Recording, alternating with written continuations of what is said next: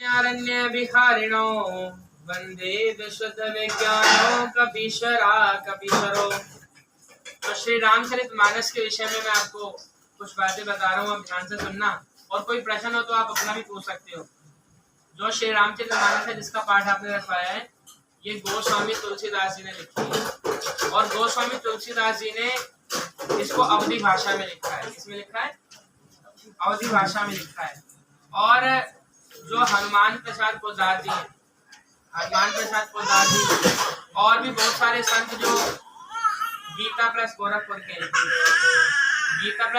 के सभी संतों ने मिलकर इसकी व्याख्या हिंदी में करी है। और हिंदी व्याख्या इसलिए करी है कि वो हम सभी को समझ आ सके। तो इसकी विषय सूची के अनुसार हम इसके बारे में सब कुछ जानने का प्रयास करेंगे। सबसे पहले तो हमें ये समझना है कि जो रामचरितमानस है इसके अंदर 7 कांड है। कितने कांड है? जैसे 7 अध्याय होते हैं तो ऐसे इसको 7 भागों में मुख्य रूप से बांटा गया है। जिसमें पहला है बालकांड। बालकांड जो है अभी भी चल रहा है और बालकांड अभी पूर्ण होने वाला है कुछ ही समय में। और दूसरे नंबर पे है इसमें अयोध्या कांड। कौन सा है? अयोध्या कांड। तीसरे नंबर पे है इसमें श्री अरण्य कांड। कौन सा है? अरण्य कांड। चौथे नंबर पे है किष्किंधा कांड।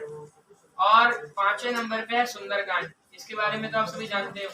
और 6ठे नंबर पे है लंका कांड। और 7वें नंबर पे है उत्तर कांड। जो उत्तर कांड है ये सबसे ज्यादा प्रभावशाली है। सबसे ज्यादा ज्ञान की बातें उत्तर कांड के अंदर है। कि पूरी रामायण और उत्तर कांड का बराबरी की जा सकती है कि उत्तर कांड के अंदर रामायण फिर से रिपीट होती है और बहुत जल्दी काकभूषण जी के द्वारा गरुड़ जी को समझाई जाती है। और इस रामायण के बारे में हमें ये समझना चाहिए, मुख्य रूप से ये शंकर भगवान ने सुनाई है माता पार्वती को। अमरनाथ की जो अमर कहानी है ना, वो अमरनाथ की अमर कहानी भी क्या है? रामायण है, रामचरितमानस है। और शंकर भगवान ने सुनाई है, पार्वती माता ने ये सुनी है। और दूसरा किसने सुनाई है? दूसरा ये काकभूषण जी ने सुनाई है और गरुड़ जी ने सुनी है। किसने सुनी है? काकभूषण जी ने सुनाई है और गरुड़ जी ने सुनी है। और याज्ञवल्क्य जी ने सुनाई है, भारद्वाज जी ने सुनी है। किसने सुनी है? भारद्वाज जी ने सुनी है, याज्ञवल्क्य जी ने सुनाई है और तुलसीदास जी ने सुनाई है। किसने सुनाई है? इसकी महिमा का बखान किसने किया है?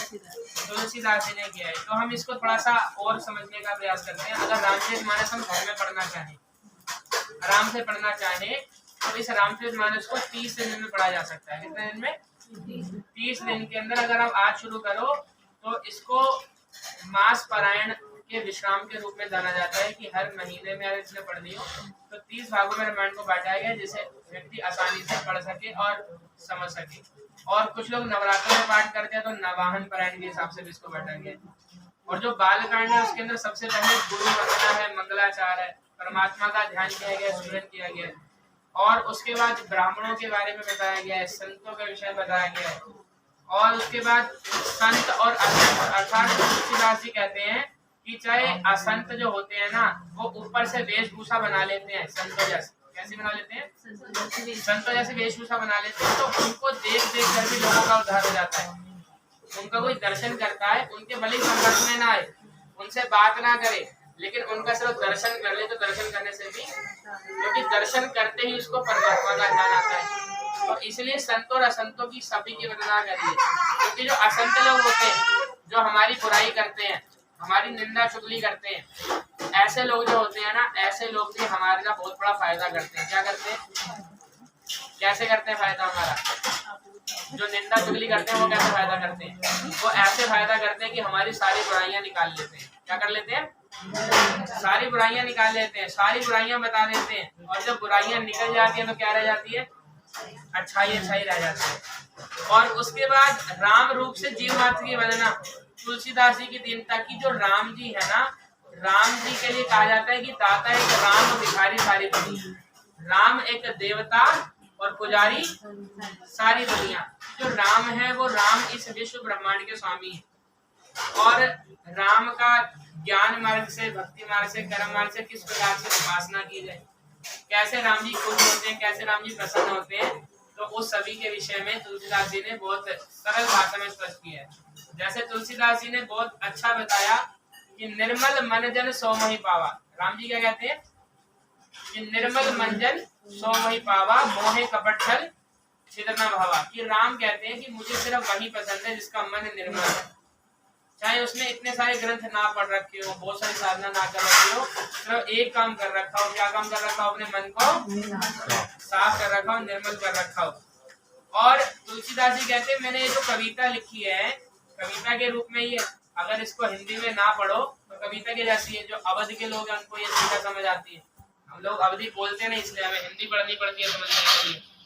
तो वो कहते हैं कि इस कविता के अंदर जिसने कमियां निकालनी है खूब निकालो। क्या करो? मैंने कमियां निकालनी है तो कमियां निकालो। कहता है कि मैंने तो ओछी बुद्धि से लिखी है। किस बुद्धि से लिखी है? ओछी बुद्धि से। तो आप सोच ही सकते हो कि जो तुलसीदास जी कितने डाउन टू अर्थ हैं, कि उन्होंने इतने अच्छा ग्रंथ लिखा और उसके बाद भी अपने आप को क्या कहते हैं, मेरी ओछी बुद्धि है, मुझे तो कुछ भी आता ही नहीं है। और इतनी अच्छी अच्छी ज्ञान की बातें लिख दी जिससे ये सारे विश्व ब्रह्मांड में इतना प्रचार इस रामायण का है। और रामायण का प्रचार इसलिए है क्योंकि इस रामायण से लोग वो कुछ सीखते हैं जो हमें जीवन में करना चाहिए। क्या सीखते हैं? रामायण हमें क्या सिखाती है? रामायण हमें ये सिखाती है कि हमें जीवन में क्या करना है। और महाभारत क्या सिखाती है? महाभारत ये सिखाती है कि जीवन में हमें क्या नहीं करना है। तो प्रयास करना चाहिए इन दोनों को ही पढ़ने का, समझने का। और सभी कवियों की वंदना करते हैं, वाल्मीकि भगवान की वंदना करते हैं। किसकी? जो वाल्मीकि भगवान है, वाल्मीकि जी ने सीता माता को अपने आश्रम में रखा था। सीता माता को अपने आश्रम में रखा था। वेदों की वंदना करते हैं, ब्रह्मा इत्यादि देवता, शंकर भगवान, माता पार्वती, सभी का ध्यान करते हैं। सीता राम जी का ध्यान करते हैं। और राम नाम की वंदना, महिमा, कि राम का नाम कहते हैं राम से बड़ा राम का। और इसके बारे में विस्तार से कहा लिखा है श्री रामचरितमानस में। राम से बड़ा राम का नाम क्यों है? कि इतना लाभ राम नहीं देंगे जितना लाभ राम का नाम देगा। तो श्री राम जी के गुण, श्री रामचरितमानस की महिमा, मानस निर्माण की तिथि। वास्तव में ये जो रामायण कब लिखी गई इसके विषय में सारी जानकारी लिखी गई। रामायण तुलसीदास जी ने कैसे लिखी, मानस का रूप, महात्म्य और याज्ञवल्क्य के भरतदास संवाद। जैसा मैंने अभी आपको बताया कि इस कथा को भारद्वाज और याज्ञवल्क्य, ये दो ऋषि हैं, इन ऋषियों के बीच में भी संवाद के रूप में गाया गया। और बताया कि तीर्थराज प्रयागराज की महिमा, प्रयागराज जो हमारा तीर्थ है, आप सबको इतना लाभ होगा इन सब स्थानों का ध्यान करने से, इन ऋषि मुनियों का ध्यान करने से भी हमारे पुण्य बढ़ते हैं। क्या बढ़ते हैं? पुण्य बढ़ते हैं, पाप कटते हैं। क्योंकि हमारे सनातन धर्म में तीर्थों की, संतों की, महात्माओं की इतनी महिमा है कि इनके कोई पास ना जाए, सिर्फ इनका नाम ले ले। क्या कर ले? इनका सिर्फ नाम ले ले तो भी वो तर जाता है। तो प्रयागराज की महिमा, प्रयागराज में क्या है? प्रयागराज में 3 नदियां मिलती है। कितनी नदियां? 3 संगम है वहां पर। किसका संगम है? गंगा, यमुना और इसको तीर्थों का राजा कहा गया है। क्या कहा गया है? तो इन सभी की महिमा। और उसके बाद माता सती का भ्रम, शंकर भगवान की जो धर्म पत्नी है माता सती, उनको ये भ्रम हो गया था कि जो राम है वो भगवान नहीं है, राम जो है वो साधारण इंसान है। तो शंकर भगवान कहते हैं कि अरे तू बिना बात की शक करती है, बिना बात की शक करती है राम पर, यही वही राम है जो सारे विश्व ब्रह्मांड का स्वामी है। तो सती माता को भरोसा नहीं होता, तो सती माता परीक्षा लेने के लिए राम के पास चली जाती है। और जब राम के पास जाती है तो राम जी उनको कहते हैं कि माता इस वन में अकेले क्या कर रही हो, पिताजी कहाँ हैं? तो सती माता को बड़ी हैरानी होती है, उनको बड़ा पछतावा होता है कि मैंने तो व्यर्थ में इन पर। उस समय जो राम जी है ना वो अपनी पत्नी को ढूंढ रहे थे। किसे ढूंढ रहे थे? कौन है पत्नी? सीता को ढूंढ रहे थे कि मेरी सीता कहाँ चली गई, पेड़ पौधों से पूछ रहे थे। वास्तव में वो जीना सिखा रहे थे कि पति पत्नी को कैसे रहना चाहिए। जब राम को वन हुआ तो सीता भी कहाँ चली गई? एक राजा की बेटी होकर भी उसने वन जाना पसंद किया। तो वास्तव में यही भाव पति पत्नी के बीच होने चाहिए। और जब सीता को कोई ले गया तो राम जी इतने परेशान हो गए, उन्होंने भगवान वाला रूप नहीं दिखाया, उन्होंने साधारण मनुष्यों वाला लीला दिखाई। और जब राम जी ने माता को माता कह दिया तो शंकर भगवान ने भी उनका त्याग कर दिया। शंकर कहते हैं तो शक करती है, तो इस जन्म में तो तुझे मैं नहीं अपनाऊंगा, अगले जन्म में अपनाऊंगा। कब अपनाऊंगा? अगले जन्म में अपनाऊंगा। अब जो सती है उसको शंकर भगवान पत्नी जैसा व्यवहार करते नहीं थे, तो सती जो है वो गई अपने पिता के यज्ञ में, पिता ने बुलाया नहीं था, बिना बुलाए चली गई, तो क्रोधित होकर अपने आप को भस्म कर दिया, अपने आप को शंकर के अपमान से दुखी हो गई और अग्नि में अपना दाह संस्कार कर दिया। अब उनका अगला जन्म हुआ पार्वती के रूप में हुआ, और तपस्या करके उन्होंने फिर से शंकर भगवान को प्राप्त किया। और राम जी जो है वो शिव जी से विवाह के लिए अनुरोध करते हैं। राम जी का शिव जी से विवाह के लिए अनुरोध करना, राम जी ने प्रार्थना करी थी शंकर से कि हे शंकर आप विवाह कर लो, क्योंकि शंकर विवाह करना नहीं चाहते थे। तो उसके बाद फिर सप्तऋषि लोग आते हैं। जो सप्तऋषि कौन है? जो आसमान में 7 तारे हैं। आसमान में सप्तऋषि देखे आपने? सप्तऋषि तारे मंडल 4 एक साथ रहते हैं, 3 पूछल की तरह रहते हैं, तो वो सप्तऋषि हैं। वो सप्तऋषि जाकर माता पार्वती की परीक्षा लेते हैं। कामदेव जाता है, तो कामदेव जो होता है वो उसको शंकर जी भस्म कर देते हैं। क्या कर देते हैं? तो इतनी सारी कथाओं का जो निरूपण किया गया तुलसीदास जी ने, वो श्री रामचरितमानस में किया है। कहने का भाव यह है कि इतनी पावन पवित्र है कि कोई व्यक्ति इसको पढ़े तो कोई ऐसी बात नहीं है जो छूट जाए। वेदों के अंदर, पुराणों के अंदर जो बात लिखी है वो सारी बात उसको रामचरितमानस के अंदर समझने को मिल सकती है। उसके बाद रति को वरदान देते हैं शंकर भगवान। देवताओं का शिव जी से विवाह के लिए प्रार्थना करना, और सप्तऋषियों का पार्वती के पास जाना, और शंकर भगवान की विचित्र बारात है। शंकर भगवान की बारात निकलती है और उसका सारा वर्णन किसमें है? श्री रामचरितमानस में। शिव जी के विवाह की तैयारी होती है और शिव पार्वती माता का विवाह होता है, और शिव पार्वती के बीच में संवाद होता है। देखो हम लोग जो कथाएं सुनते हैं, जो हम टीवी में देखते हैं, ये वास्तव में कहानी के रूप में होती है। किस रूप में? वास्तविक ज्ञान जो होता है वो ग्रंथों में होता है। वास्तविक ज्ञान कैसे होता है कि आपस में बातें क्या हुई, शिव जी की और पार्वती की जो बातें आपस में हुई वही है ज्ञान की बात। तो उस ज्ञान को हासिल करने के लिए हमें अपने ग्रंथों को पढ़ना पड़ता है। जैसे एक पिता और पुत्री की आपस में क्या बात हुई, तो वो बात ज्यादा जरूरी होती है, ना कि पिता का नाम पता चल जाए और पुत्री का नाम पता चल जाए। तो उसके बाद अवतार के हेतु नारद का अभिमान और माया का प्रभाव। नारद जी को अभिमान हो गया। क्या हो गया? नारद जी को अभिमान हो गया। तो इस विषय में भी श्री रामचरितमानस में बताया। विश्व मोहिनी का स्वयंवर, और फिर अभिमान कैसे तोड़ा नारद जी का, इस विषय में बताया। विष्णु भगवान ने माया रची और उस माया के अंदर एक अद्भुत संसार बना दिया, और उस संसार के लिए नारद जी ललायित हो गए। नारद जी कहते हैं मुझे ये संसार बड़ा अच्छा लग रहा है, और जब अच्छा लग रहा था तो नारद जी भक्ति भूलकर उसी में उलझ गए। तो फिर भगवान ने एहसास दिलाया। भगवान कहते हैं कि यही भक्ति है तुम्हारी, तुम तो नारायण नारायण जपते और कहाँ भटक गए इस संसार के अंदर। और उसके बाद क्या होता है कि मनु शत्रुपा के तप का वर्णन। मनु शत्रुपा जो है ये दशरथ और कौशल्या का पिछला जन्म है। क्या है ये? इसलिए कहा जन्म जन्म मुनि जतन कराही, अंत राम कहीं आवत नहीं। अनेकों जन्मों तक तपस्या करी, तब जाकर राम इनके पुत्र के रूप में आए। राजा प्रताप भानु की कथा। रावण का जन्म कैसे हुआ, तपस्या उसने कैसे करी, उसका वैभव यश कैसे बढ़ा, तो हम सबको भी पता होना चाहिए। रावण का विस्तार कैसे हुआ?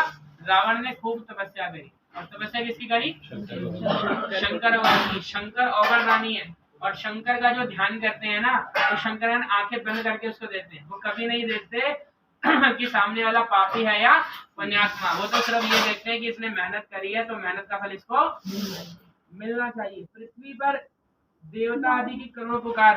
अब पृथ्वी पर रावण का अत्याचार बढ़ गया। रावण हो गया शक्तिशाली और सभी को क्या करने लगा? सताने लगा। और जब सबको सताने लगा तो फिर पृथ्वी गाय बनकर क्या बनकर गई? गाय बनकर कहाँ पर गई? विष्णु भगवान के पास। किसके पास गई? और विष्णु भगवान क्या कहती है कि मेरा भारा उतारो। तो भगवान वरदान देते हैं, और राजा दशरथ जो है वो पुत्र प्राप्ति के लिए करते हैं। क्या करते हैं वो? राजा दशरथ जो है उनकी 3 पत्नियां हैं। कितनी पत्नियां हैं? क्या क्या नाम है उनके?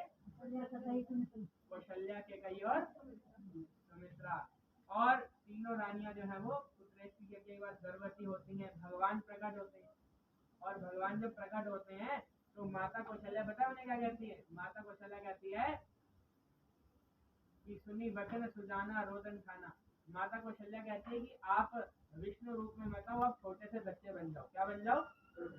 छोटे से बच्चे बन जाओ और रो कर दिखाओ। क्या करके दिखाओ? बच्चे रोते हैं तो हम परेशान हो जाते हैं, और माता कौशल्या क्या कहती है? तो मुझे रो कर दिखाओ, नहीं तो सारी दुनिया को तो विश्वास ही नहीं होगा। कहती है मैं तो आपको पुत्र रूप में चाहती हूँ।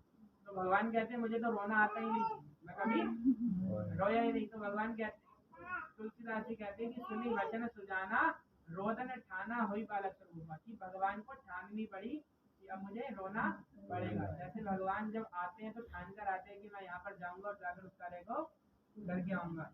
तो बताया कि बाल लीला का आनंद, अब राम जी का बचपन कैसा बीता ये सब बताया गया है। और जब राम जी थोड़े से बड़े होते हैं तो पढ़ने के लिए जाते हैं, गुरु गृह पढ़न गए रघुराई और अल्पकाल विद्या सवाई, थोड़े ही समय में पढ़ लिख कर वापिस आ जाते हैं। और जैसे वापिस आते हैं तो विश्वामित्र आ जाते हैं। कौन आ जाते हैं? और विश्वामित्र कहते हैं कि हमें राक्षस बहुत परेशान करते हैं, तो अपने राम और लक्ष्मण ये दोनों मुझे दे दो और ये जो है उन राक्षसों का अंत कर देंगे। अब जब जाते हैं तो रास्ते में वो अहिल्या का उद्धार करते हैं। क्या करते हैं? अहिल्या का उद्धार करते हैं। अहिल्या पत्थर की बन गई होती है, उसको जैसे धनुष स्पर्श करते हैं उसका उद्धार हो जाता है। उसके बाद विश्वामित्र के साथ साथ चलते हुए वो किन किन राक्षसों को मारते हैं मालूम है? वो मारते हैं ताड़का को। किसको मारते हैं? और किसको मारते हैं? मारीच को। और किसको मारते हैं? बाहु को।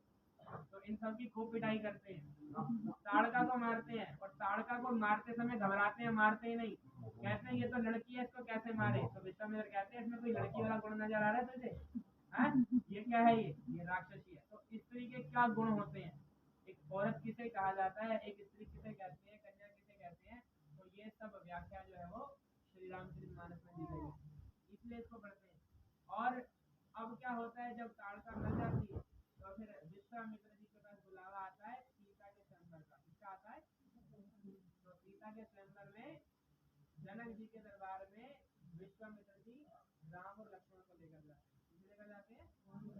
राम और लक्ष्मण को लेकर जाते हैं। तो वहाँ के सभी लोग हैरान हो जाते हैं क्योंकि इनकी ट्रेनिंग इतनी बढ़िया हुई थी। और ट्रेन किसने किया था इनको ट्रेन किया था वशिष्ठ ऋषि ने। किसने किया था? जो इनके कुल ब्राह्मण थे वशिष्ठ जी, तो वशिष्ठ जी ने इनको तैयार किया था, इनको सब कुछ सिखा रखा था। तो इनके देखकर सारी प्रजा हैरान हो गई। सारे लोग कह रहे कि इतने शक्तिशाली शूरवीर आए हैं और ये तरह तरह के पराक्रम भी दिखा रहे थे और धनुर्धारी थे। क्या रखते थे ये लोग? धनुष बाण रखते थे और धनुष बाण से इतने बड़े बड़े राक्षसों का अंत करके आए थे। तो इनकी शोभा अपने आप बढ़ गई। और जब वहाँ गए तो सीता माता गोरा जी का पूजन कर रही है। किसका पूजन कर रही है? गोरा माता का पूजन कर रही है। वहाँ पर एक दूसरे से मिलते हैं राम और सीता। और उसके बाद स्वयंवर होता है। क्या होता है? जनक जी ने प्रतिज्ञा कर रखी है। जनक जी कहते हैं जो शिव जी का धनुष छोड़ेगा उसके साथ मैं अपनी पुत्री का विवाह करूंगा। अब क्या होता है कि बाकी जो राजन से धनुष उठता नहीं है और जो राम जी हैं धनुष को उठाकर ऐसे तोड़ देते हैं जैसे कोई छोटा सा धनुष हो, कोई साधारण सा धनुष हो। और जब धनुष तोड़ देते हैं तो उसी समय परशुराम आ जाते हैं। कौन आ जाते हैं? और जब परशुराम आ जाते हैं तो परशुराम जी अनेकों प्रकार से डराने की कोशिश करते हैं राम और लक्ष्मण को, लेकिन राम और लक्ष्मण तो मानते ही नहीं है। राम जी क्या कहते हैं? राम कहते हैं मैं तो छोटा सा राम हूँ और आपका तो इतना बड़ा नाम है परशुराम। कहते हैं अगर आपको लगता है मैंने कुछ गलत किया है तो आप इस फरसे से मेरा गला काट दो। जो आपने हाथ में फरसा उठा रखा है उससे या तो मेरा गला काट दो और या फिर ये हाथ मेरे सिर पर रख दो। लक्ष्मण जी तो कड़वी बातें बोलते हैं, लेकिन राम जी की मीठी मीठी बातें सुनकर परशुराम जी अपना हाथ राम के सिर पर रख देते हैं। और उसके बाद राम और सीता का बहुत ही सुंदर विवाह होता है। उनकी स्वागत होता है, बारात आती है पूरी, दशरथ जी आते हैं वहां से। और राम जी के साथ साथ बाकी तीनों भाइयों का भी विवाह उसी समय हो जाता है। राम जी के 3 भाई कौन कौन है? लक्ष्मण, भरत और शत्रुघ्न। और सीता जी की 3 बहनें कौन है? मांडवी, श्रुतकीर्ति और उर्मिला। तो इनका विवाह सभी का हो जाता है और बारात जो है वो अयोध्या आ जाती है। कहाँ जाती है? अयोध्या जब आती है तो मंगल गीत होते हैं, सभी लोग खूब उत्सव मनाते हैं। इस प्रकार से बालकांड समाप्त होता है। और जब अयोध्या कांड प्रारंभ होता है तो राम जी के राज्याभिषेक की तैयारी होने लगती है। क्या होने लगती है? अब सभी तैयारी कर रहे हैं कि राम जी को राजा बनाओ। क्या बनाओ? राम जी को राजा बनाओ। और जब राम जी को राजा बनाने लगते हैं तो उसी समय देवता परेशान हो जाते हैं, कहते हैं राम राजा बन गए तो ये तो यही मस्त रहेंगे, अयोध्या में जाएंगे ही नहीं कहीं और। देवताओं को अपनी टेंशन है। क्यों? क्योंकि देवताओं की पिटाई करता है रावण। कौन करता है? रावण देवताओं की पिटाई करके स्वर्ग में बैठ गया है और देवताओं ने इसीलिए भेजा है कि जाकर क्या करके आओ, रावण की पिटाई करके आओ, क्योंकि रावण ने क्या वरदान मांग रखा है, या तो मेरे को मनुष्य मारेंगे और या फिर बंदर मारेंगे, वानर मारेंगे। तो जब देवताओं को इस बात का पता चलता है तो देवता जो है ना वो मंथरा की बुद्धि खराब कर देते हैं। मंथरा जो है वो कैकई की दासी है। किसकी दासी है? कैकई की दासी है। अब जब बुद्धि खराब करते हैं तो मंथरा कैकई की बुद्धि भ्रमित कर देती है, और जब कैकई की बुद्धि भ्रमित होती है तो वो दशरथ से वरदान मांगने लगती है और कहती है कि दशरथ महाराज आपने मुझे कहा था दो वरदान, अब वो वक्त आ गया है दो वरदान मांगने का। तो कहती है कि पहले वरदान में बिल्कुल पहले वर्ग में राम को वनवास कितने वर्ष का? 14 वर्ष का, क्योंकि 14 वर्ष के अंदर सभी चीजें बदल जाती हैं। वैसे तो 4 साल में ही बदल जाती है, लेकिन हमने 14 साल मांग ली। और दूसरे वचन में क्या मांगा? भरत को राज तिलक। अब दशरथ जी महाराज परेशान हो गए। दशरथ जी कहते हैं कि पहला वचन बदल दे, दूसरा वचन पूरा कर देता। कहते हैं राम को वन मत भेज, भले ही भरत को राजा बना दे। तो राम जी और कैकई जी की आपस में बात होती है। दशरथ जी कुछ बोल नहीं पाते और कैकई की बात सुनते ही राम जी वन के लिए चले जाते हैं। वो दशरथ जी से पूछते भी नहीं है और राम जी सभी के पास जा जाकर विदाई मांगते हैं। पहले वो मिलते हैं कैकई से, किससे मिलते हैं? फिर मिलते हैं सुमित्रा से, फिर मिलते हैं कौशल्या माता से, फिर मिलते हैं वो बाकी सभी अपने गुरुओं से। फिर किससे मिलते हैं वो? फिर मिलते हैं सीता से। किससे मिलते हैं? अब सीता तैयार हो जाती है। सीता क्या कहती है? कहती है मैं तो साथ जाऊंगी। और जैसी पता चलता है लक्ष्मण को तो लक्ष्मण कहता है मैं भी। और मजे की बात क्या है कि यहाँ पर ऐसा समय था कि इस समय पर भरत और शत्रुघ्न अपनी नानी के गए हुए। कहाँ गए हुए हैं? और पीछे से ये सारी तैयारी हो गई। थोड़ा सोचना चाहिए था ना, उस समय भरत भी होते, शत्रुघ्न भी होते। वास्तव में ये हमें क्या सिखा रही है? ये सिखाती है रामायण कि उस समय राजपाट का महत्व नहीं होता था। उस समय कोई हिस्सा लेना चाहता नहीं था। उस समय राजा बनना कोई लाइक नहीं करता था। राम जो है वो राजा बनना ही नहीं चाहते थे। राम जी जो है वो साधारण राजकुमार की तरह रहना चाहते थे, क्योंकि राजा बनना बहुत ही टेंशन वाला काम होता है। तो इस बात को सिखाया गया है। इसीलिए भरत और शत्रुघ्न नहीं थे, फिर भी उन्होंने किसको राजा बनाने की सोच ली? राम जी को। किसको राजा बनाने की सोची? अब भरत शत्रुघ्न जो है वो कहाँ पर है? अपनी नानी के घर है। और इधर से राम जी कहाँ चल रहे हैं? राम जी जा रहे हैं वनवास के लिए। और जब वनवास के लिए जाने लगते हैं तो लक्ष्मण जी भी साथ हो गए, सीता जी भी साथ हो गई। अब ये तीनों जब जाने लगे तो सारे अयोध्या वासी इनके पीछे पीछे चलने लगे। सारी अयोध्या इनके साथ साथ चलने लगी। और राम ने अपने सारथी को बोला कि आज हम यहीं पर विश्राम करेंगे। और वो अयोध्या से थोड़ा बाहर निकलकर सरयू नदी के किनारे आराम करने लगे। और जब आराम करने लगे तो सुबह सुबह 3 बजे उठे और उठकर कहते हैं अभी सारी प्रजा सो रही है, तो ऐसा रथ घुमाओ कि किसी को पता ही ना चले कि कहाँ चले गए। तो राम जी सबको वहीं पर छोड़ के दूर निकल गए और पहुंच गए निषाद राज के पास। कहाँ पहुंच गए? श्रृंगवेरपुर। श्रृंगवेरपुर अयोध्या से पास में ही है। और श्रृंगवेरपुर पहुंचे तो वहां के जो राजा निषाद राज हैं वो राम जी के मित्र हैं। कौन है वो? अब इस चीज को भी समझाते हैं कि उस समय जो भील हुआ करते थे या ऊंची नीची जात कुछ नहीं हुआ करती थी। रामायण काल में बहुत सारी बातें यहाँ पर हमें सीखने को मिलती है। उस समय जात पात कुछ भी नहीं होती थी, स्त्री पुरुष सभी लोग बराबर होते थे। लड़कियां इतनी पढ़ी लिखी थी कि युद्ध के अंदर जाती थी। जो कैकई ने वरदान मांगा ना, तो कैकई ने युद्ध में रक्षा करी थी। किसमें रक्षा करी थी? युद्ध में रक्षा करी थी। तो इसीलिए खुश होकर उसको 2 वरदान के लिए कहा था। तो ये सारी बातें हमें रामायण समझाती है। और श्रृंगवेर पर पहुंचे और ये भीलों के राजा है। किसके राजा है? भीलों के राजा है। और वहां जाकर सारी बात बताते हैं तो सारे लोग दोष देते हैं कैकई को। किसको देते हैं? कैकई ने राज्य हड़पने के चक्कर में। लेकिन राम कहते हैं ऐसी कोई भी बात नहीं है, मैं अपनी इच्छा से आ रहा हूँ। अगर तुम मेरे को कुछ मानते हो तो मेरे से ज्यादा सम्मान किसका करना? मेरे भाई भरत का करना, क्योंकि भरत का कोई कसूर। अब देखो ये बात कितनी ऊंची बात है। आज के समय में किसी को थोड़ा सा हिस्सा कम मिल जाए ना तो जिंदगी भर बात नहीं करते एक दूसरे से, है ना। और पहले के भाई कैसे होते थे कि सारी की सारी चीज छोड़कर एक ही बार में चल दी। भरत ने भी यही किया। भरत भी सब कुछ छोड़कर कहाँ चले गए? राम जी के पास चले गए। और तब तक राजपाट नहीं होगा जब तक राम जी वापस। तो ये चीज हमें रामायण सिखाती है।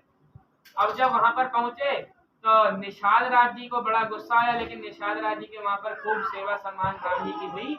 और उसके बाद राम जी वहां रुके नहीं, राम जी आगे की तरफ चल दिए और गंगा पार करने लगे। गंगा पार करने लगे तो सुमंत्र को वहां से वापस भेज दिया। सुमंत्र जो है वो रथी का नाम है, जो रथ चला कर लाया है। और जो वापसी भेजा तो फिर केवट के साथ हो गए। किसके साथ हो गए? अब केवट ने जो है वो गंगा पार करा दिया। और जब गंगा पार करा दी तो राम जी पहुंच गए प्रयागराज। कहाँ पहुंच गए? अब प्रयागराज जाकर वहां पर स्नान किया। वहां पर खूब सारा यमुना मैया को नमस्कार किया, सरस्वती माता को नमस्कार किया, वनवासियों से मिले। और उसके बाद श्री राम जी पहुंच गए वाल्मीकि जी के पास। कहाँ पहुंच गए? वाल्मीकि भगवान से बातें करी। और उसके बाद राम जी चित्रकूट पहुंच गए। कहाँ चले गए? और जब चित्रकूट गए तो वहां पर सभी जो भील थे, कोल थे, उन सभी ने मिलकर राम की खूब सेवा करी। लेकिन राम जी ना सबसे सेवा करवाते नहीं थे। राम जी के लिए सब लोग अपने सामान लाकर उनके आगे रख जाते थे। और राम उनको भी क्या करते थे, उसमें से जो यूज का होता था यूज करते थे और बाकी का सदुपयोग कर देते थे। अर्थात वन में उनको राजा जैसा प्रेम मिलने लगा और सभी लोग उनको राजा मानकर ही पूजा करते थे, क्योंकि अयोध्या के राजा सारे विश्व के राजा थे। और जब राम जहां जहां जाते थे तो सब लोग बड़े हैरान होते थे कि आज जो राजा है वो हमारे बीच रहने को आए हैं। अब सुमंत्र को जब वापिस भेजते हैं तो मुनि वशिष्ठ जो हैं वो भरत जी को बुलाते हैं। किसे बुलाते हैं? भरत जी को बुलाते हैं, क्योंकि राम जी के वियोग में दशरथ जी प्राण त्याग देते हैं। क्या त्याग देते हैं? दशरथ जी अपने प्राण त्याग देते हैं, क्योंकि दशरथ जी को सबसे ज्यादा प्यार राम से था।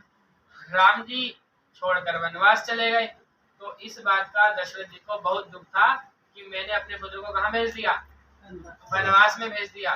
क्योंकि दशरथ जी हमेशा कहते थे कि रघुकुल रीति सदा चली आई और प्राण जाए पर। हाँ, आजकल भी बहुत सारे लोग हैं जो कहते हैं कि पंडित जी हम भी रघुकुल रीति के हैं। तो उनको थोड़ा सा समझना चाहिए, कृष्ण भगवान ने इसलिए वचन तोड़ा। कन्हैया ने जब अगले जन्म में आए ना तो कन्हैया ने अपनी सारी गलतियों को सुधारा जो उन्होंने राम वाले चोले में करी। तो हमें थोड़ा सा सीखना चाहिए। कन्हैया ने क्या किया? कन्हैया ने रथ का पहिया उठा लिया, चाबुक उठा लिया। किसको मारने के लिए? भीष्म पितामह को। कहते हैं अर्जुन तू नहीं मारेगा तो मैं मार दूंगा। तो इसलिए कहा कि अगर धर्म के लिए प्रतिज्ञा तोड़नी पड़े तो तोड़ देनी चाहिए। अब यहाँ पर दशरथ जी जो है वो स्वर्ग में चले गए। अब राम तो वापिस आएंगे नहीं, तो अंतिम कर्म करना था तो किसको बुलाया? भरत जी को। किसको बुलाया? भरत जी को, शत्रुघ्न को। और भरत शत्रुघ्न तुरंत आए दौड़े दौड़े और आकर उन्होंने अंत्येष्टि क्रिया करी। दशरथ जी का सभी अंतिम संस्कार कर्म किया। और उसके बाद वशिष्ठ जी के साथ भरत जी गए राम से मिलने। कहते तुम सबने मेरे साथ धोखा कर दिया, मैं राजा नहीं बनूंगा, मैं तो राम को वापिस लेकर आऊंगा और राम को ही राजा बनाऊंगा। सारी अयोध्या साथ साथ चल दी। अब जब जा रहे थे तो रास्ते में वही जगह आई, रास्ते में आ गया श्रृंगेरपुर। और जो भील कोल थे वो सभी धनुष बाण लेकर तैयार हो गए कि ये तो अब आया है तो राम को मारने चला है। क्या करने चला है? कि मैं अकेला राज कर सकूं। लेकिन जब कुछ बुजुर्गों ने समझाया उनके, तो जाकर पता चला कि जो भरत है वो तो राम से भी ज्यादा बड़ा ज्ञानी है। क्या है वो? इतना ज्ञानी तो राम भी नहीं है। इतना प्रेम तो राम नहीं करते भरत से जितना प्रेम कौन करते हैं? जितना प्रेम भरत राम से करते हैं। तो उन सबको बड़ा पछतावा हुआ और सारे साथ साथ मिलकर राम जी से मिलने चले। कहाँ चले? अब राम जी कहाँ बैठे हैं? राम जी कौन सी जगह पर है? राम जी है चित्रकूट में। कहाँ पर? चित्रकूट के घाट पर भई संतन की भीड़ और तुलसीदास चंदन घिसे तिलक करे रघुवीर। तो उसी चित्रकूट के अंदर राम जी बैठे हुए हैं और राम जी अपनी दिनचर्या को पूरा कर रहे हैं। और जैसे ही सूचना मिली कि जो भरत है वो पूरी सेना लेकर आ रहा है तो लक्ष्मण को बड़ा गुस्सा आया। लक्ष्मण ने पेड़ पर चढ़ के देखा तो लक्ष्मण कहता है कि मैं अभी जा रहा हूँ भरत का और शत्रुघ्न का और सभी का काम तमाम कर दूंगा। क्या कर दूंगा? कहता जो बीच में आएगा चाहे ब्रह्मा विष्णु महेश क्यों ना आ जाए मैं सभी को निपटा दूंगा। क्योंकि जो लक्ष्मण है वो शेषनाग के अवतार है। किसके अवतार है? वो शेषनाग के अवतार है। और मनुष्यों जैसी लीला करे कि एक भाई का भाई के प्रति कितना प्रेम है कि एक भाई अगर दूसरा भाई लड़ रहा है तो तीसरा भाई उन दोनों को बीच में छुड़ाने के लिए प्रयास नहीं कर रहा। वो कह रहा है कि उसकी हिम्मत कैसे हुई, क्योंकि इनको भरोसा नहीं हो रहा ना अभी भी। कि एक भाई राजपाट के लिए राम को क्या कर सकता है, वनवास तक भेज सकता है। क्या कर सकता है, वनवास तक भेज सकता है। तो कहते हैं ऐसे राजपाट का क्या करना है, हमें तो वन में ही रहना है। तो अब जब राम जी समझाते हैं, राम जी कहते हैं कि लक्ष्मण बिना सोचे समझे कोई काम नहीं करना चाहिए। अच्छा, लक्ष्मण जो है वो कौन से नंबर के भाई है मालूम है आपको? सबसे पहले नंबर का सबसे बड़ा कौन है? दूसरे नंबर पे कौन है? कौन है दूसरे नंबर पे? भरत। और तीसरे नंबर पे कौन है? लक्ष्मण। और चौथे नंबर पे? पहले पता थी ये बात? नहीं पता। सबसे पहले नंबर पे बड़े भाई कौन है ये बताइए गुड़िया? राम लक्ष्मण भरत शत्रुघ्न 4 भाई है ना, तो सबसे बड़े कौन है? सबसे बड़े हैं राम। दूसरे नंबर पे कौन है? भरत जी। तीसरे नंबर पे कौन है? और चौथे नंबर पे कौन है? अच्छा, राम जी की माता का नाम क्या है? जिससे पूछूंगा वही बताएगा। राम जी की माता का क्या नाम है? अच्छा, और शत्रुघ्न की मम्मी का क्या नाम है? नहीं पता। शत्रुघ्न की माता का क्या नाम है? और भरत की मम्मी का क्या नाम है? लक्ष्मण की मम्मी का क्या नाम है? हाँ, तो ये थोड़ा सा समझने वाली बात है। लक्ष्मण और शत्रुघ्न ना, वो लक्ष्मण और शत्रुघ्न जो है उन दोनों की माता कौन है? उन दोनों की माता सुमित्रा है। अब जब चित्रकूट पहुंचे तो उन्होंने बताया कि पिताजी का स्वर्गवास हो गया है। तो राम जी को बड़ा दुख हुआ, राम जी बहुत परेशान हो गए, लेकिन राम जी को सभी ने संभाला। राम जी को वशिष्ठ जी ने संभाला, विश्वामित्र ने, सभी बड़े बड़े ऋषि मुनि उनके साथ गए हुए थे। राम जी ने वहीं पर वन में उसी समय श्राद्ध किया, और वनवासियों जो लोग थे जो चित्रकूट के आसपास रहते थे उन सब ने भी भरत जी का बड़ा मान सम्मान किया, और भरत जी की बड़ी इज्जत करी उन्होंने कि ये तो अपने भाई के लिए राजपाट छोड़कर यहाँ पर आ गए हैं और जा ही नहीं रहे। भरत जी कहते मैं भी वन में रहूंगा, शत्रुघ्न कहते मैं भी वन में रहूंगा, कहते हमें ऐसा राजपाट नहीं चाहिए जिसमें हमारा भाई परेशान हो।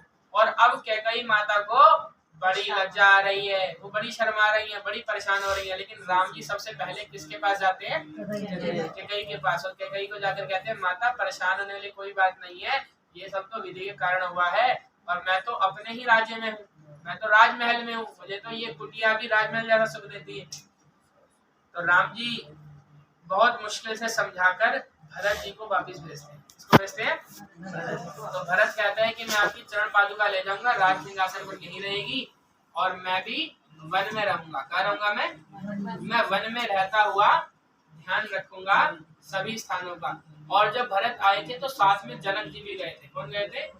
जनक जी गए थे, और सारी रानियां गई थी, जितने निवास के लोग थे, जितने राजा महाराजा, सभी लोग गए थे राम जी को वापस लेने, कि राम जी किसी वजह से वापस आ जाए। लेकिन अब पिताजी नहीं रहे, तो पिताजी का वचन तो निभाना है। अगर पिता होते तो फिर भी आ जाते, लेकिन पिता का वचन पूरा करने के लिए राम वन में ही रहे।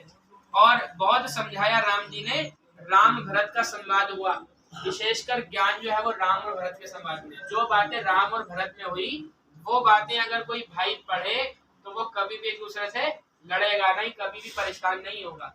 वास्तव में जो त्याग कहा जाता है तो त्याग होना चाहिए राम और भरत जैसा। कैसा होना चाहिए? राम जी ने भरत के लिए सब कुछ त्याग दिया, भरत जी ने राम जी के लिए सब कुछ त्याग दिया। और अब राम जी भरत जी को पूरा चित्रकूट का दर्शन कराते हैं, चित्रकूट का दिखाते हैं कि चित्रकूट में क्या क्या है, और फिर भरत जी को बड़ी मुश्किल से वापिस भेजते हैं। भरत जी अयोध्या आ जाते हैं, और भरत जी नंदी ग्राम में निवास करते हैं। कहाँ पर? और नंद ग्राम में भी जमीन में खड्डा खोदकर उसमें सोते हैं, क्योंकि जो राम है वो सबसे ऊंचे सोते थे। तो कहते हैं जब मेरे प्रभु धरती पर सोएंगे तो मेरे को तो धरती से नीचे सोना चाहिए। तो इस प्रकार से अयोध्या कांड समाप्त होता है, प्रारंभ होता है अरण्य कांड। कौन सा? और जो अरण्य कांड प्रारंभ होता है तो इसके अंदर क्या बताया कि राम और सीता बैठे होते हैं, और देवी देवता जो है वो बड़े चतुर चालाक, उनको भरोसा तो होता नहीं भगवान पर। देवता किसे कहते हैं? आप सभी देवी देवता ही हो, पता है आपको? जो ऋषि कश्यप थे, कौन थे?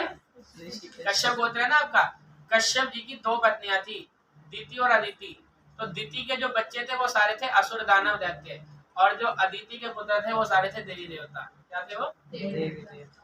और कश्यप जी जो है वो कहाँ के राजा है? कश्मीर के। कहाँ के राजा है? कश्मीर को इसलिए कहा जाता है धरती का स्वर्ग। और उस स्वर्ग के लिए सारे लड़ते रहते हैं आपस में, और अभी तक यही लोग लड़ रहे हैं। अभी तक असुर और देवता लड़ रहे हैं कि हमें क्या मिल जाए, कश्मीर का राज मिल जाए, कश्मीर का हिस्सा मिल जाए, हमें स्वर्ग मिल जाए। तो स्वर्ग के लिए सारे आपस में ही लड़े जा रहे हैं। तो अब वहां पर इंद्र का एक पुत्र है, उसका नाम है जयंत। क्या नाम है? अब वो आया देखने के लिए कि भगवान ही है कोई और है, उन्हें भरोसा ही नहीं हो रहा। पहले किसको नहीं हुआ भरोसा? पहले किसको भरोसा नहीं हुआ? सती को। किसको नहीं हुआ? सती को। अब जयंत आ गया और वो कौवा बनकर आ गया। क्या बनकर आ गया? और सीता माता के पैर में चोंच मारकर उड़ गया। क्या मारकर? कहता देखो तो सही इसमें कोई ताकत है या नहीं है। अब राम जी ने क्या किया, एक बाण निकाल के मारा और कहा कि बाण को इसको मारना मत, बस इसका पीछा करना। क्या करना? अब वो भागा भागा ब्रह्मा के पास गया कि मुझे बचाओ, ये बाण तो आग की तरह खाने को दौड़ रहा है। किसकी तरह? आग की तरह। ब्रह्मा जी कहते हैं भैया जिसने मारा है उसी के पास जा, हमारे बस की नहीं है, उस पर जोर नहीं चलता, वो तो संसार का मालिक है, तूने उससे पंगा ले लिया। और उसकी पत्नी को जोश में आया। अब गया विष्णु जी के पास, विष्णु जी ने भगा दिया। गया अपने पापा के पास, पापा ने भगा दिया। चाचे ताए सबने भगा दिया। कह रहे भैया जिससे पंगा लेकर आया उसी की शरण में जा, वो छोड़ देगा।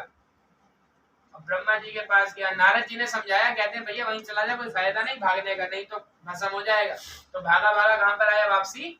राम जी के पास। तो राम जी ने उसको एक आंख फोड़ दी। क्या फोड़ दी? एक आंख फोड़कर उसको भेज दिया। और उसके बाद राम जी मिले अत्रि ऋषि से। किससे मिले? अत्रि ऋषि से मिले, अनुसुईया जी से मिले, सती अनुसुईया जी से मिले।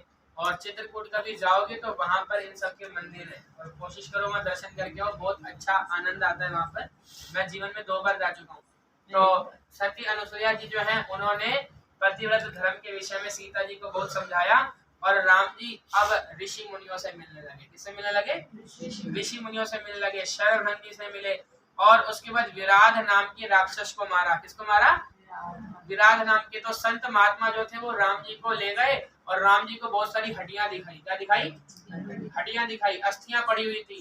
तो राम जी कहते हैं वन में ये अस्थियां कहाँ से आई? तो सारे संत कहते हैं जो राक्षस लोग हैं ना वो आते हैं और संतों को मारकर खा जाते हैं, उन्हीं की बची हुई अस्थियां हैं। तो राम जी ने प्रतिज्ञा करी कि मैं जब तक इस पृथ्वी को राक्षसों से हीन नहीं कर दूंगा तब तक मैं शांति से नहीं बैठूंगा। तो राम ने वहां पर चित्रकूट में वो संकल्प किया। और अब राम जी आगे की तरफ बढ़ने लगे। राम जी पहुंच गए पंचवटी। कहाँ पहुंच गए? और जब पंचवटी में जा रहे थे तो वहां पर जटायु मिला। कौन मिला? जटायु दशरथ जी का दोस्त था। किसका दोस्त था?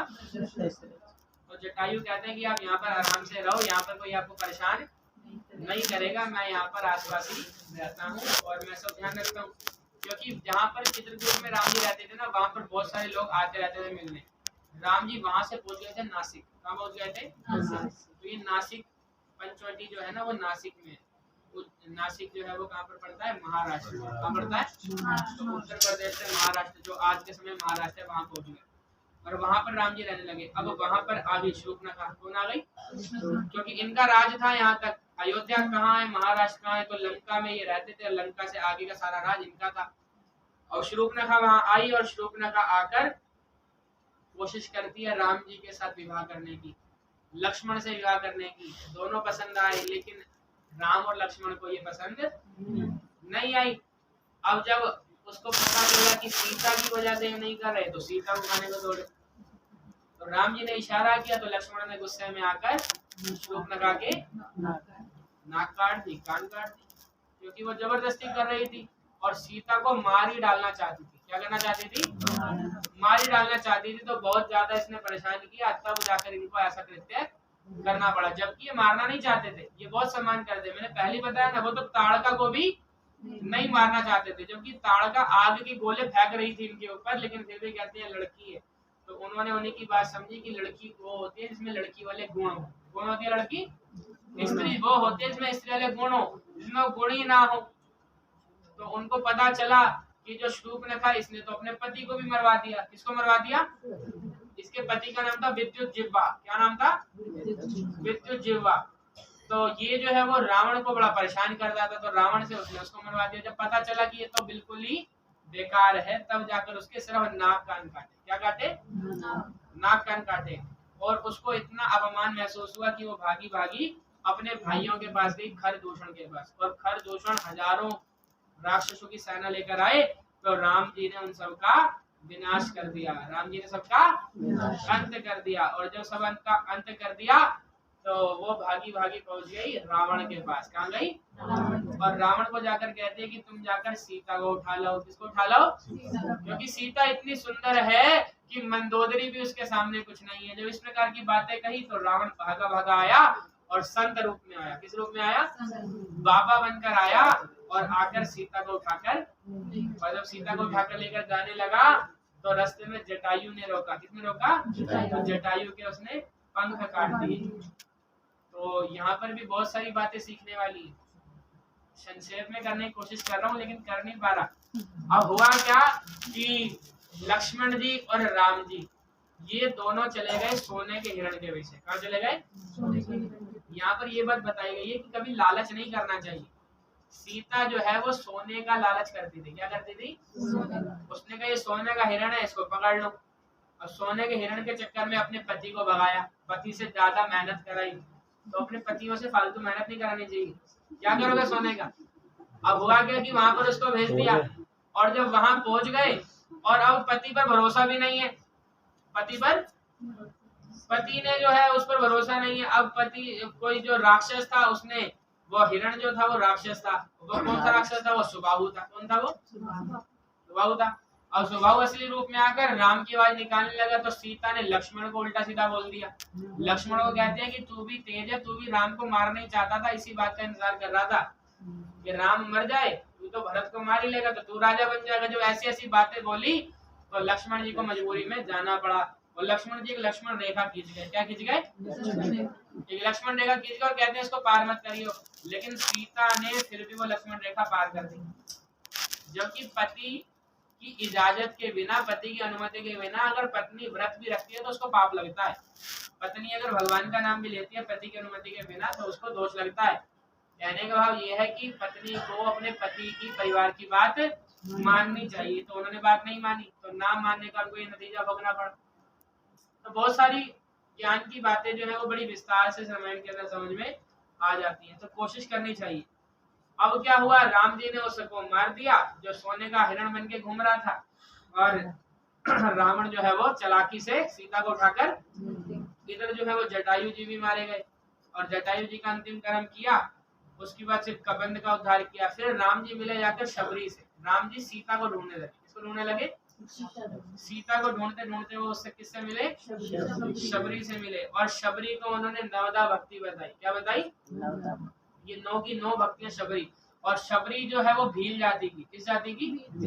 यहाँ पर ये भी समझने वाली बात है, राम जो है देखो हमारे सनातन में जाति पाति नहीं थी, ये तो बाद में आकर डाली गई। पता नहीं किसने हमारे सनातन धर्म को कलंकित कर दिया। और दूसरा सती प्रथा भी नहीं थी। जो सती प्रथा कहते हैं ना, ये भी कुछ नहीं था। सती प्रथा का भी वेला ही ड्रामा इन्होंने बना दिया सबने। क्योंकि अगर सती होती तो उस समय कौशल्या, कैकेयी, सुमित्रा ये नहीं हुई। तो बहुत सारी चीजें, ज्ञान की बातें हमें इस रामायण से सीखने को मिलती है। हमें सीखने का प्रयास करना चाहिए। और अब राम जी मिले नारद जी से। किससे मिले? शबरी से मिलने के बाद नारद जी से। और जो शबरी थी उसके जूठे बेर तक खाए। क्या खाए? जूठे बेर राम ने खाए। और उसके बाद संतों के बारे में राम जी ने बताया। संतों से मिलते मिलते आगे की तरफ बढ़े तो अरण्य कांड संपूर्ण हुआ और प्रारंभ हुआ किष्किंधा कांड। क्या प्रारंभ हुआ? अब राम जी किसकी खोज कर रहे हैं? सीता जी की खोज कर रहे हैं। अब जब सीता जी की खोज कर रहे हैं तो करते करते रास्ते में हनुमान मिल गए। कौन मिल गए? हनुमान भी परीक्षा लेने आए थे। सुग्रीव ने भेजा था। किसने भेजा था? सुग्रीव ने भेजा था। अब हनुमान जी ने सुग्रीव और राम जी की मित्रता करवाई। और जब सुग्रीव और राम की मित्रता करवाई तो सुग्रीव ने अपना सारा दुख अपने मित्र राम जी को क्या सुनाया। तो राम जी ने क्या किया? राम जी ने उसी समय सुग्रीव को राजा क्या बना दिया? राजा बना दिया। जैसे ही राजा बनाया तो सुग्रीव ने अपने भाई को मरवा डाला। किसको मरवा डाला? अपने भाई को। और क्या था, मेरा भाई बड़ा दुखी करता है। तो राम जी ने छुपकर बाली को बाण मारा और बाली जो है वो मृत्यु को प्राप्त हो गया। और बाली जाते जाते अंगद का हाथ राम जी के हाथों में दे गया। किसके हाथों में दे गया? कहते ये मेरा पुत्र आज से आपका पुत्र हुआ, आप इसे संभालो। सुग्रीव राजा बन गया और अंगद जो है वो युवराज बन गया। क्या बन गया? युवराज बन गया। अब राम जी ने बहुत सारे अच्छे उपदेश की बातें जाते जाते राजा बाली को सुनाई है। तो वो सब श्री रामचरितमानस में। अब सीता माता की खोज के लिए वानर भालुओं की सेना इकट्ठी करनी थी, लेकिन बारिश हो रही थी। क्या हो रही थी? वर्षा ऋतु थी। तो राम जी ने कुछ समय विश्राम किया, क्योंकि वर्षा ऋतु के अंदर बहुत ज्यादा परेशानी हो सकती थी। लेकिन सभी वानर भालुओं को इकट्ठा कर लिया। क्या कर लिया? बुलावा भेजा कि सभी जाकर खोजेंगे। और जैसे ही वर्षा ऋतु पूर्ण हुई, इतनी देर में सभी वानर भालू इकट्ठे हो गए। तो राम जी ने और सुग्रीव जी ने उनको चारों दिशाओं में भेज दिया। कहाँ भेज दिया? चारों दिशाओं में भेज दिया। लेकिन दक्षिण दिशा की तरफ ज्यादा उम्मीद थी मिलने की, क्योंकि सभी कह रहे थे कि दक्षिण की तरफ गई है। तो वहां पर मुख्य मुख्य लोगों को भेजा, सुग्रीव, अंगद, हनुमान, ऐसे लोगों का भेजा दक्षिण की तरफ भेजा। और जब वहां पर पहुंचे तो समुद्र के किनारे पहुंच गए। नीचे जाते जाओ तो क्या आ जाएगा? समुद्र आ जाएगा। किष्किंधा कहाँ पर है? किष्किंधा कर्नाटका में। कहाँ पर है? कर्नाटका में। तो उससे थोड़ा सा आगे गए तो समुद्र आ गया सारा। अब समुद्र के पास गए तो वहां पर समुद्र को लांघने के लिए सब परेशान होने लगे कि अब समुद्र को पार कौन करेगा, क्योंकि हनुमान जी अपनी शक्तियों को भूल गए थे। और हनुमान जी को सारी शक्तियां याद किसने दिलाई? जाम्बवंत जी ने। किसने दिलाई? जामवंत जी भालुओं के राजा हैं। और जब जामवंत ने सारी शक्तियां याद दिलाई तो हनुमान जी में ताकत आई। और हनुमान जी अब राम नाम की महिमा का गुणगान करने लगे। राम जी क्या कहते हैं? मिलकर बोला सभी कि जय सिया राम, जय जय सिया राम, जय सिया राम, जय जय सिया राम, जय सिया राम, जय जय सिया राम, जय सिया राम, जय जय सिया राम। अब राम जी ने बोला, मन से आशीर्वाद दिया, तो हनुमान जी ने जोर से बोला जय श्री राम। और जय श्री राम बोलते हुए इतने बड़े हो गए और छलांग लगाई और सीधा कहाँ चल दिए? लंका की तरफ। कहाँ चल दिए? जटायु का एक भाई और था, उसका नाम था संपाति। क्या नाम था? तो संपाति ने बताया था कि जो सीता है वो कहाँ बैठी है? अशोक वाटिका में। कहाँ बैठी है? अशोक वाटिका में बैठी है। और कहता है कि मेरी आंखें इतनी तेज हैं कि मैंने उनको देख लिया है। और हनुमान जी जब चले तो प्रारंभ हो गया सुंदरकांड। क्या प्रारंभ हो गया? सुंदरकांड, जिसका पाठ आप हमेशा करते रहते हो। तो सुंदरकांड में हनुमान जी जब जाने लगे तो रास्ते में उनको सुरसा मिल गई। कौन मिल गई? सुरसा नाम अहिन की माता। और सुरसा कहती है कि पैसे ले ले और मत जा। हाँ? तो हनुमान जी कहते कितना पैसा है तेरे पास? तो वो कहती है कि मेरे पास इतना पैसा। उसने जैसे ही अपना पैसा दिखाया तो हनुमान जी उससे डबल, हनुमान कहते हैं कि इससे अधिक धन तो मेरे पास है। तो सुरसा जो थी वो मुंह फाड़ने लगी। क्या करने लगी? मुंह फाड़ने लगी। और मुंह फाड़ते फाड़ते इतना बड़ा मुंह उसने कर लिया और हनुमान जी उससे बड़ा करते जा रहे थे। और हनुमान जी वास्तव में था क्या? जो इन्होंने अपने शरीर पर सोने, चांदी, हीरे, मोती के गहने पहने हुए थे। क्या पहने हुए थे? हनुमान जी ने भी गहने पहने हुए थे, सुरसा ने भी गहने पहने हुए थे। तो सुरसा कहती है कि ये सारे तुम ले लो। क्या करो? ये सारे ले लो, रास्ता छोड़ दो। और देखो ताकत भी बहुत है मुझ में। तो हनुमान जी क्या कहते हैं कि ताकत मेरे में ही बहुत है और धन मेरे पास भी बहुत है। तो जब इस प्रकार से उन्होंने एक दूसरे को दिखाया तो हनुमान जी कहते हैं कि मैं अच्छा से देख लूं कि इसके पास कितना है। तो हनुमान जी मच्छर जितने बन गए। कितने बन गए? मच्छर जितने। और मच्छर जितने बन के उसके अंदर जाकर देखे और देखकर कहते हैं इसके पास तो कुछ भी नहीं है। और आगे जाने लगे। तो सुरसा कहती है कि मैं तो तुम्हारी परीक्षा ले रही थी।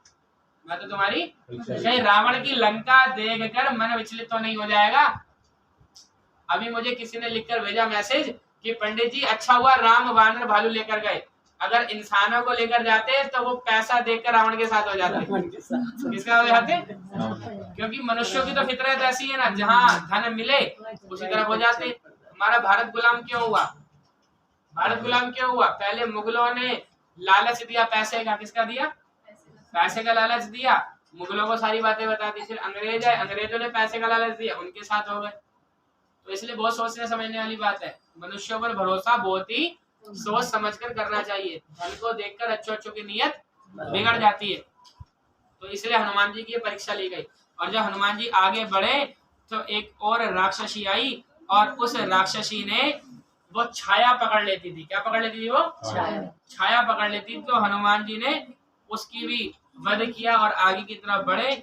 और जब लंका में प्रवेश करने लगे तो लंकिनी नाम की एक राक्षसी थी जो वहां पे पहरा देती थी। क्या करती थी? पहरा देती थी। और हनुमान जी ने क्या किया? हनुमान जी ने उसको एक मुक्का मारा। क्या मारा? एक मुक्का मारा। और जैसे ही मुक्का मारा तो उसको अपनी तपस्या याद आ गई। क्या याद आ गई? और तपस्या याद करते समय वो कहते हैं कि मुझे वरदान दिया था ब्रह्मा जी ने कि जब किसी बंदर से तो पिट जाएगी तो समझ लियो कि रावण का अंत नजदीक है। तो अब हनुमान जी आगे चले और हनुमान जी सीधा मिले विभीषण से। किससे मिले? और विभीषण से मिलकर क्या कहते हैं? विभीषण से मिलकर कहते हैं कि सीता कहाँ पर है? क्या पूछते हैं? अब विभीषण ने पता बता दिया कि सीता कहाँ पर है, अशोक वाटिका, सारा रास्ता बता दिया। कहते हैं मैंने एक एक महल देख लिया लेकिन सीता मुझे कहीं पर नहीं दिखी। अब हनुमान जी जो है वो सीधा पहुंच अशोक वाटिका और वहां पर देखा रावण तरह तरह से परेशान कर रहा है सीता को। और एक त्रिजटा नाम की राक्षसी है जो सीता को सहारा देती है और कहती है कि सारी राक्षसियों मिलकर सीता की सेवा करो क्योंकि रावण का अंत आने वाला है, ऐसा मैंने सपने में देखा है।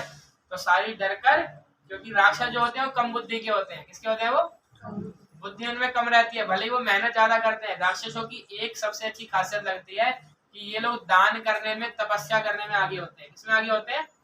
अगर खुश हो जाएं तो बहुत खुश होते हैं। देखा है ना, राक्षस हमेशा हंसते रहते हैं। क्या करते हैं? और जोर जोर से हंसते रहते हैं। और जोर जोर से हंसते हैं तो साथ साथ तपस्या भी बहुत करते हैं। जब ये पूजा करने पे आते हैं ना, इनके कुछ ना मिले तो अपना सिर काट कर भी चढ़ा देते हैं। क्या कर देते हैं? लेकिन बाकी लोग सोचते रहते हैं, बाकी लोग मत्था टेकने में भी सोचते हैं, दान देने में सोचते हैं, लेकिन जो राक्षस लोग होते हैं कभी भी सोचते नहीं है देने में। इसलिए इनके ऊपर शंकर ज्यादा मेहरबान रहते हैं। शंकर इनको खूब धनवान से भरपूर रखते हैं। तो यहाँ पर अब क्या हुआ कि जो इनसे मिले तो यहाँ पर आकर क्या देखा कि सीता इनको कहीं पर भी नहीं मिली। और सीता के लिए पता किसने बताया?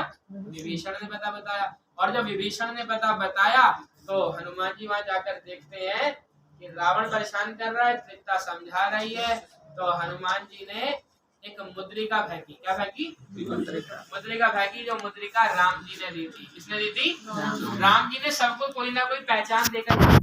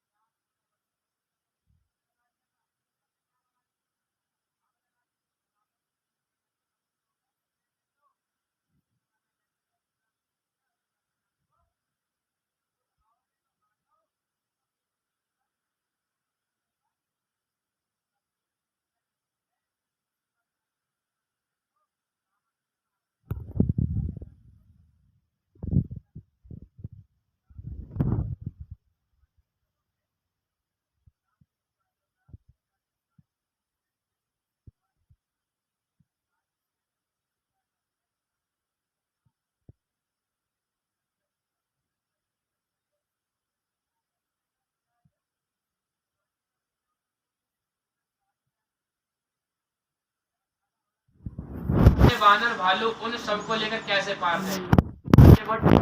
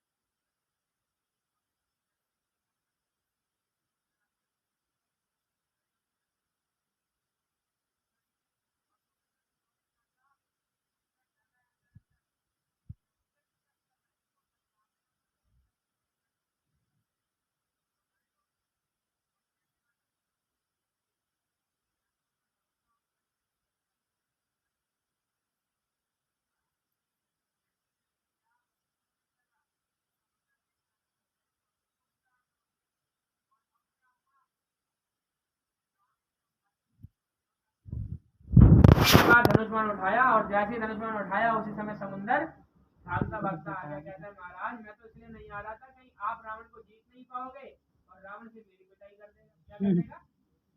मेरी पिटाई। तो फिर समुंदर ने उनको उपाय बताया। तो इस प्रकार से सुंदरकांड संपूर्ण हुआ और प्रारंभ हुआ लंका कांड। क्या प्रारंभ हुआ? लंका कांड के अंदर नल नील नाम के दो वानर हैं जिसके विषय में समुंदर देवता बताते हैं और कहते हैं इनसे आप इनको एक वरदान मिला हुआ है कि कुछ भी फेंकेंगे तो वो तैरता रहेगा, डूबेगा नहीं। तो बड़े बड़े पत्थर लाओ और उसको फेंककर पुल बना दो। क्या बना दो? पुल बना। तो वो पुल आज भी बना हुआ है। क्या बना हुआ है? जो राम और सीता के प्रेम की निशानी है। वो किसकी निशानी है? वो राम और सीता के प्यार की निशानी है। क्या है? राम सेतु। क्या है वो?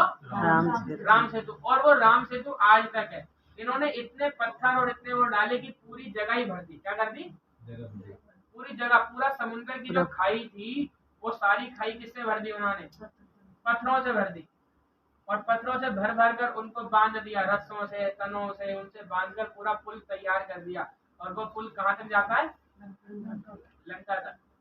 अभी हमारी भारत सरकार कोशिश भी कर रही है कि उस पुल के ऊपर फ्लाईओवर बना दे। क्या बना दे? उस पुल के ऊपर सड़क बना दे। वो सड़क कहाँ तक जाए? सीधा लंका। कोशिश चल रही है। तो इसलिए उससे पहले जाकर वो दर्शन कर लो। और जो आपकी पहले वाली सरकार थी, कांग्रेस सरकार, वो तो कहती थी राम है ही नहीं। सोनिया गांधी कहती है राम सेतु तोड़ दो। क्या कर दो? राम। क्योंकि जो जहाज आते हैं वो जहाज पार नहीं कर पाते और जहाजों को लंका के पीछे से घूमकर आना पड़ता है। तो इसलिए वो क्या कहते थे? वो कहते थे कि राम सेतु को, सुप्रीम कोर्ट में बहस चली तो बहुत मुश्किल से वो राम सेतु बचाया। ये तो हमारी आस्था है, हमारी धरोहर है। राम मंदिर भी तब बना। तो हमारी आस्था, हमारे मत्थे पर लगा कलंक था जो अब मिट गया, जो वहां पर राम मंदिर बन रहा है। तो इतनी महिमा हमारे राम की है। राम जी ने जो पुल बनाया था वो पुल आज भी है और अभी भी लोग उसके दर्शन करने जाते रहते हैं। और वहां पर नल नील ने पूरा पुल बनाया और उस पुल के द्वारा राम जी ने सारी सेना से लंका तक पहुंचे। और जब लंका तक पहुंचे तो लंका को चारों तरफ से घेर लिया। क्या कर लिया? लंका को चारों तरफ से घेर लिया। और जो मंदोदरी है वो रावण को समझाती है कि अभी भी मान जाओ, कुछ नहीं बिगड़ा। वो समुद्र पार करके आ गए तो रावण कहते हैं कि हमारे लिए तो भोजन आ गया। क्या आ गया? कहते हैं वानर भालू तो मारकर खा जाते हैं राक्षस लोग। तो कहते हैं उन्हें साधारण वानर भालू मत समझो। एक बंदर आया था तो सारी लंका में आग लगा गया। तो बाकी आ गए तो क्या हाल करेंगे? लेकिन रावण जो है वो अभिमान में है। इसमें वो अभिमान में है, मानता नहीं। और बहुत सुंदर डांस की तैयारी कराने लगा, नृत्य पार्टी आयोजन कर दी। और जब पार्टी आयोजन कर दी तो मंदोदरी के कान में कुंडल डाले बढ़िया वाले, जिसकी चमक सारी दिशाओं में जाती थी। और राम जी को बड़ा गुस्सा आया। राम जी कहते हैं कि ये इतना तेज है और पार्टी कर रहा है। तो राम जी ने एक बाण मारा। क्या मारा? उसने द्रौपदी के दोनों कुंडल गिरा दिए एक बाण ने। और रावण का जो था मुकुट गिरा दिया। क्या गिरा दिया? उसको सिर्फ ये एहसास दिलाया कि जिससे पंगा लिया कोई साधारण बंदा नहीं है, बहुत तगड़ी परीक्षा देकर आए हैं, है ना। जैसे IAS IPS होते हैं तो उससे भी ज्यादा ये पढ़े लिखे थे राम जी। राम जी को ट्रेन किसने किया था? राम जी को ट्रेन किया है विश्वामित्र ने। किसने ट्रेन किया है? धनुर्विद्या में, धनुर्बाण, तीर कमान।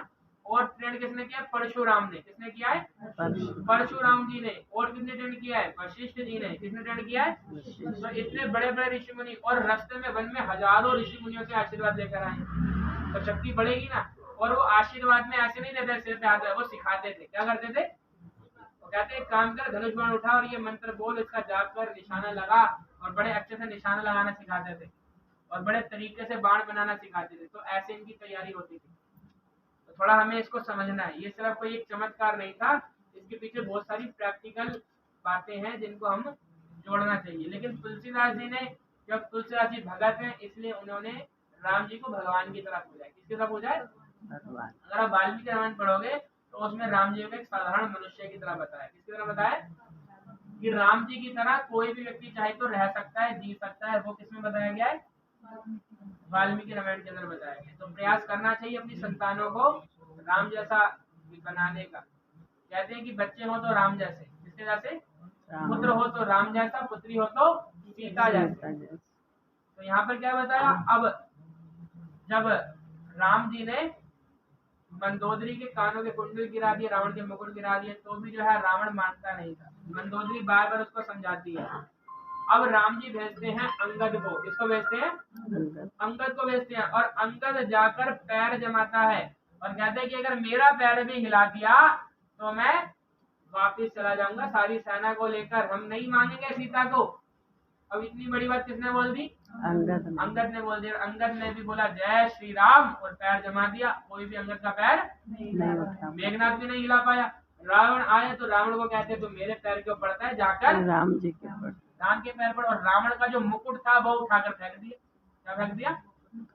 अब अंगद भी जो है वो रावण का अपमान करके चला गया। लेकिन जो रावण है वो तब भी नहीं मानता, क्योंकि रावण का तो अंत नजदीक आ चुका है।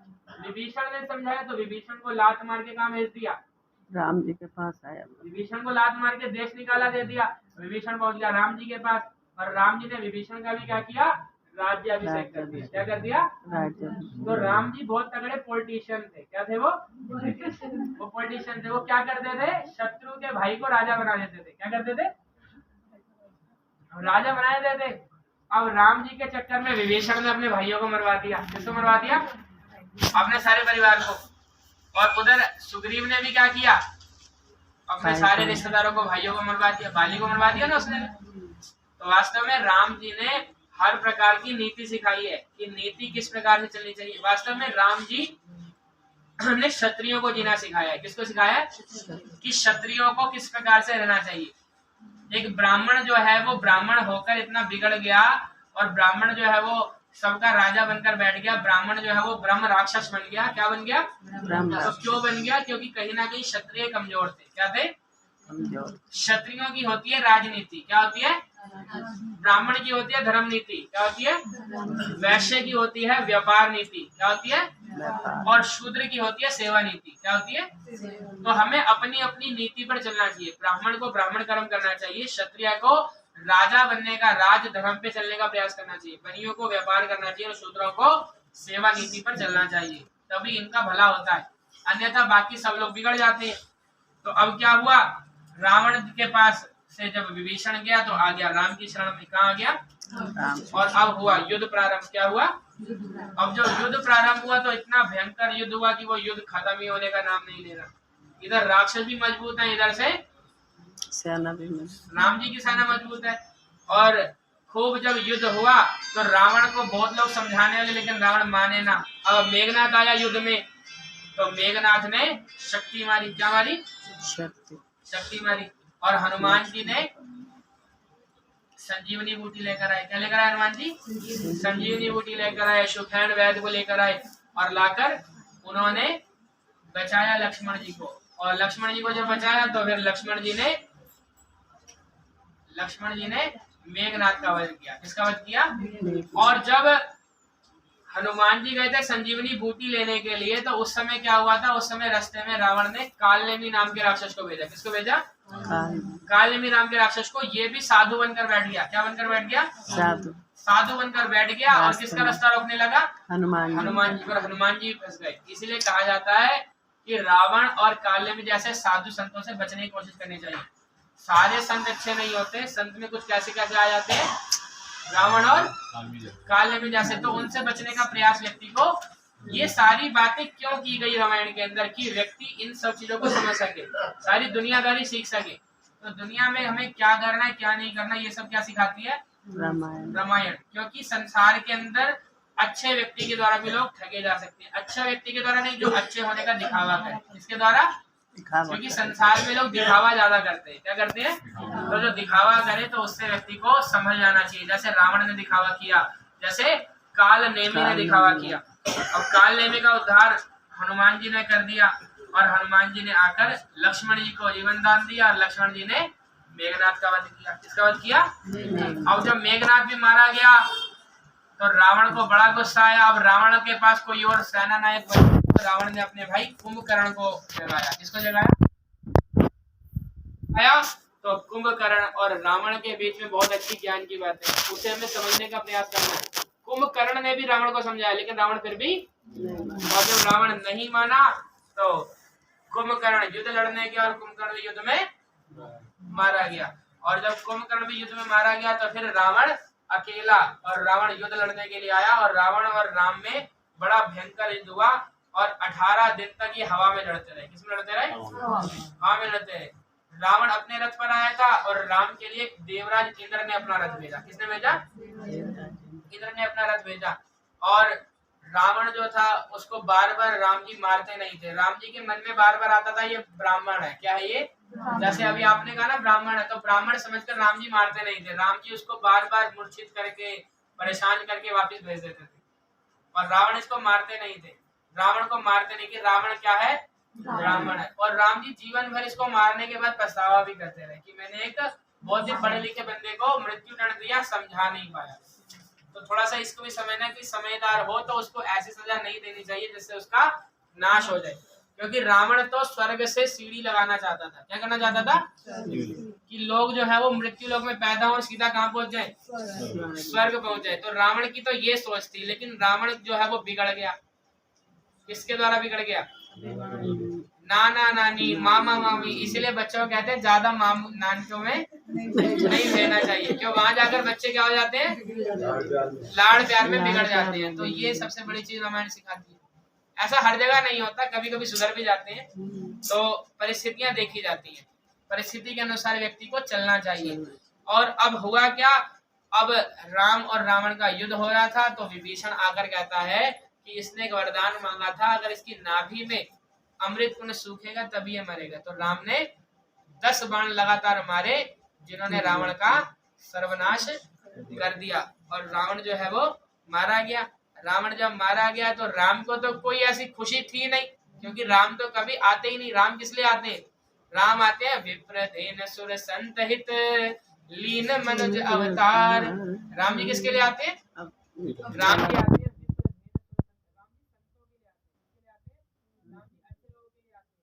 राम जी को कोई फर्क नहीं पड़ता कोई कितना मर्जी बड़ा पापी हो जाए, लेकिन राम के भगत को जब कोई होता है तो राम तुरंत आ जाते हैं और राम रावण को मारने नहीं आए, रावण को तो वही बैठे बैठे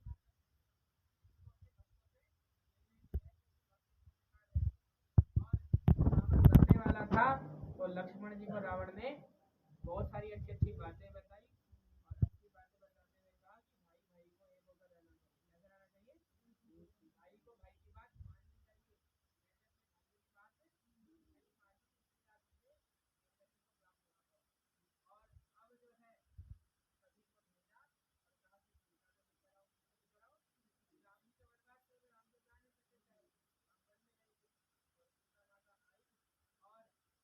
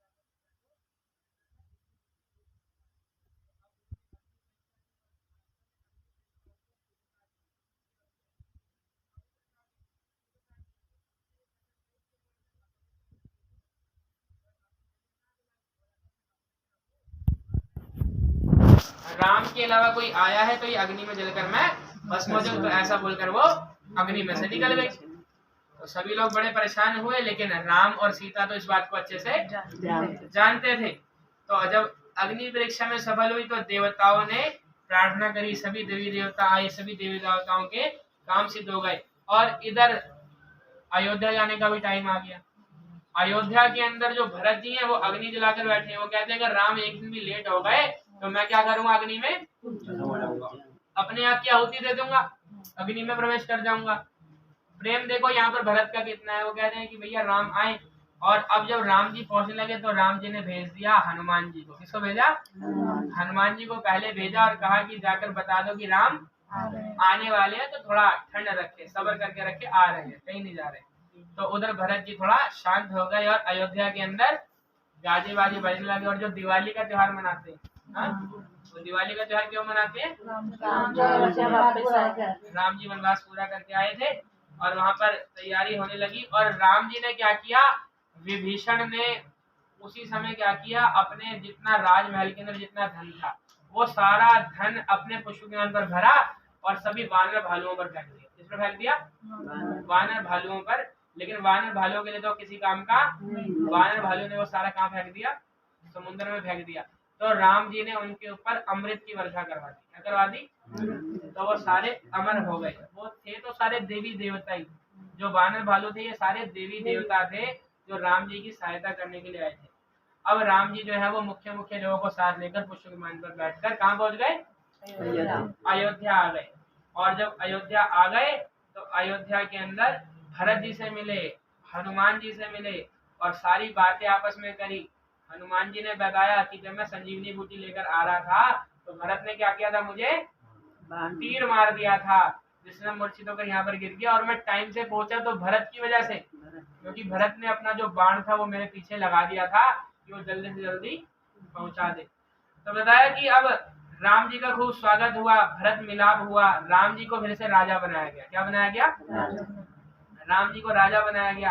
राम जी ने वेदों पुराणों की स्तुति करी, शिव जी की स्तुति करी, वानरों की विदाई करी, निषाद राज की विदाई करी। जो वानर भालू सब आए थे वो जाने का नाम नहीं ले रहे थे, तो राम जी ने बड़ी मुश्किल सबको उनके उनके स्थान पर भेजा। और उसके बाद राम राज्य के लिए आज भी हमारा देश इंतजार कर रहा है कि हमारे देश में क्या आना चाहिए? राम राज्य आना चाहिए, जिसमें सभी पवित्र हों। तो वो राम राज्य कैसा था, कितना अद्भुत था, तो उसका वर्णन श्री रामचरितमानस में। फिर राम जी ने पुत्रोत्पत्ति के लिए प्रार्थना करी। लव कुश जब आए तो लव कुश के लिए राम जी ने बहुत सारी तपस्या करी थी, बहुत सारा ध्यान किया था। और अयोध्या जी में बड़े बड़े संत महात्मा आने लगे, राम जी से मिलने लगे। और शुरू हुआ उत्तरकांड। क्या प्रारंभ हुआ? उत्तरकांड प्रारंभ हुआ। तो उत्तरकांड के अंदर सभी चीजों के बारे में काकभूषणी जी के द्वारा गरुड़ जी को समझाया गया। किसको समझाया गया? तो फिर से रामायण के विषय में सब कुछ सारी बात बताई जाती है।